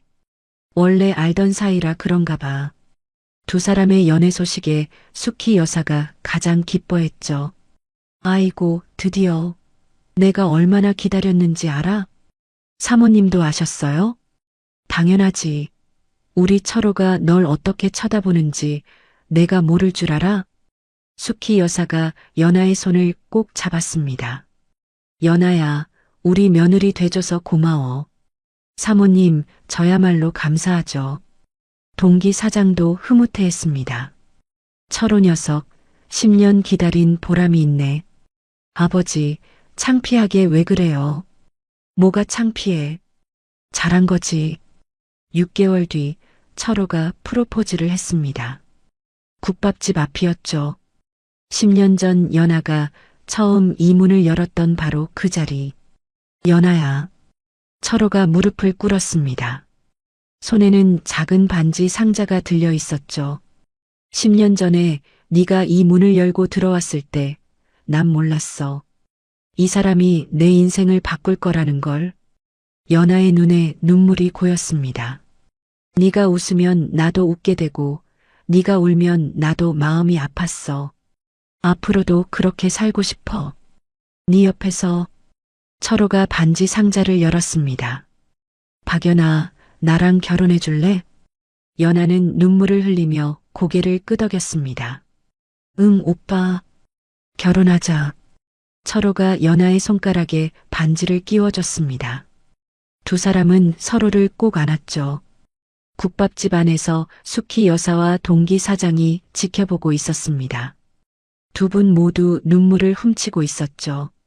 여보, 우리 진짜 연하 며느리로 맞네. 그러게. 10년 걸렸구만. 결혼 준비가 시작됐습니다. 연하에게는 부모님이 안 계셨지만 외롭지 않았죠. 수키 여사가 친정 어머니처럼 함께 해줬으니까요. 연하야, 이 드레스 어때? 이게 더 예쁜 것 같아. 사모님, 저도 이게 좋아요. 이제 사모님 말고 어머니라고 불러. 알았지? 연하의 눈시울이 붉어졌습니다. 네, 어머니. 태어나서 처음으로 불러보는 어머니라는 말. 그 한마디가 이렇게 따뜻할 줄 몰랐습니다. 동기 사장도 연하에게 말했죠. 연하야, 나도 이제 아버지라고 불러. 네, 아버지. 그래, 우리 딸. 동기 사장이 툭툭 연하의 어깨를 두드렸습니다. 연하는 그제야 실감했습니다. 나한테 가족이 생겼구나. 진짜 가족이. 결혼식 날이 밝았습니다. 화창한 봄날이었죠. 연하는 하얀 웨딩드레스를 입고 거울 앞에 섰습니다. 10년 전에 자신이 떠올랐죠. 20살, 거리에서 굶주리며 헤매던 그때, 아무것도 없이 희망조차 없던 그때, 그런 자신이 지금 이 자리에 서 있었습니다. 사랑하는 사람과 결혼하고, 따뜻한 가족을 얻고, 꿈꾸던 사업도 성공하고, 연하의 눈에서 눈물이 흘러내렸습니다. 혜경이 다가와 눈물을 닦아줬죠. 야, 화장 번지겠다. 울지 마. 혜경아, 나 진짜 행복해. 알아. 나도 행복해. 네 덕분에. 혜경이 연하를 꼭 안아줬습니다. 고마워, 연하야. 나한테 두 번째 기회 줘서. 바보야, 그건 내 대사지. 두 사람은 서로를 보며 웃었습니다. 버질로드를 걸을 시간이 됐습니다. 보통은 아버지가 신부의 손을 잡고 걷죠. 연하에게는 친아버지가 없었지만 아버지가 있었습니다. 동기 사장이 연하의 팔짱을 꼈죠. 긴장되냐? 네, 아버지. 조금요. 괜찮아. 내가 잡아주마. 버질로드가 열렸습니다. 연하는 동기 사장의 손을 잡고 천천히 걸었죠. 하객석에는 숙희 여사, 혜경, 그리고 그동안 만난 소중한 사람들이 앉아 있었습니다. 철호가 단상에서 기다리고 있었죠.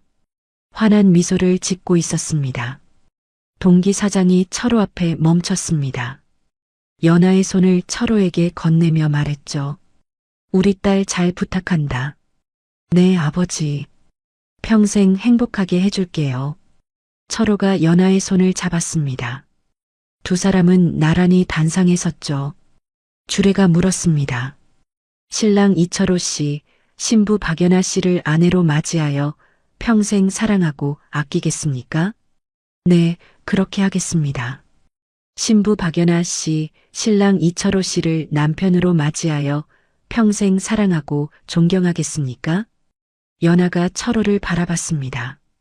10년을 곁에서 지켜봐준 사람, 10년을 기다려준 사람, 앞으로 평생을 함께할 사람. 네, 그렇게 하겠습니다. 두 분은 이제 부부입니다. 하객들의 박수가 쏟아졌습니다. 철호가 연하의 볼에 입을 맞췄죠. 숙희 여사가 앞자리에서 펑펑 울었습니다. 우리 연하, 우리 며느리. 동기 사장도 눈물을 참지 못했죠. 연하는 그런 두 분을 바라보며 생각했습니다. 이분들이 제 인생을 바꿔주셨어요. 공짜 밥 한 그릇이 아니라 제 인생을 살려주셨어요. 결혼식이 끝나고 두 사람은 신혼여행을 다녀왔습니다. 돌아온 뒤에도 행복한 나날이 이어졌죠. 연하와 철호는 함께 사업을 운영했습니다. 숙희네 국밥 체인은 전국 100개를 넘겼고 연하네 반찬도 계속 성장했죠. 하지만 두 사람은 돈 버는 것보다 더 중요한 일이 있었습니다. 매달 봉사활동을 빠뜨리지 않았죠. 양로원, 고아원, 무료급식소. 동기 사장이 그랬던 것처럼 연하도 그 가르침을 이어갔습니다. 받은 만큼 돌려줘라. 그게 진짜 부자다. 연하는 고아원 아이들에게 장학금도 지원했습니다. 자신처럼 꿈을 포기하지 않도록 혼자가 아니라는 걸 알려주고 싶었죠. 어느 봄날 온 가족이 국밥집에 모였습니다. 동기 사장, 숙희 여사, 철호, 연하, 그리고 혜경까지 5 식구가 둘러앉아 국밥을 먹었죠. 동기 사장이 말했습니다. 10년 전엔 상상도 못했다. 이렇게 대가족이 될 줄은. 숙희 여사가 웃으며 말했죠. 그러게요. 연하가 우리한테 온 게 천운이에요. 연하가 고개를 저었습니다. 아니에요. 제가 천운을 만난 거예요. 아버지가 저한테 기회를 주셨잖아요. 연하가 동기 사장을 바라봤습니다. 아버지가 그때 절 그냥 내쫓으셨으면 지금의 저는 없었어요. 동기 사장이 손사래를 쳤죠. 애인 나는 밥 한 그릇 준 것뿐인데. 아버지, 그게 밥 한 그릇이 아니었어요. 연아의 눈에 눈물이 글썽였습니다. 그건 제 인생이었어요. 아버지가 제 인생을 살려주신 거예요. 동기 사장의 눈시울이 붉어졌습니다. 연아야, 감사합니다, 아버지. 어머니, 진심으로. 연아가 깊이 고개를 숙였습니다. 숙희 여사가 연아를 끌어안았죠. 우리가 더 고맙지. 너 같은 딸 줘서. 철호가 연아의 어깨를 감쌌습니다. 혜경도 눈물을 훔치며 웃었죠. 창밖으로 봄 햇살이 쏟아졌습니다. 따뜻한 국밥 냄새가 가게 안에 퍼졌죠. 연아는 가족들의 얼굴을 하나하나 바라봤습니다. 10년 전 아무것도 없던 20살 소녀. 지금은 사랑하는 가족과 함께하는 30살 여자. 세상은 때로 잔인하지만 따뜻한 손길 하나가 인생을 바꾸기도 합니다. 연아는 그걸 온몸으로 증명했죠. 그리고 이제 연아도 누군가에게 그 따뜻한 손길이 되어주고 있었습니다. 받은 사랑을 돌려주며 베푸는 삶을 살며 진짜 부자로 살아가고 있었습니다. 오늘 이야기 어떠셨나요? 따뜻한 국밥 한 그릇이 한 소녀의 인생을 바꿨습니다. 작은 친절이 큰 기적을 만들기도 하죠. 여러분도 오늘 하루 누군가에게 따뜻한 말 한마디 건네보시는 건 어떨까요? 그게 누군가의 인생을 바꿀 수도 있으니까요. 오늘도 끝까지 들어주셔서 감사합니다. 이 영상이 좋으셨다면 구독과 좋아요, 알림 설정까지 꼭 눌러주세요. 여러분의 따뜻한 댓글 하나가 저에게 큰 힘이 됩니다. 그럼 다음 이야기에서 또 만나요. 여러분의 하루도 따뜻한 국밥처럼 든든하길 바랍니다.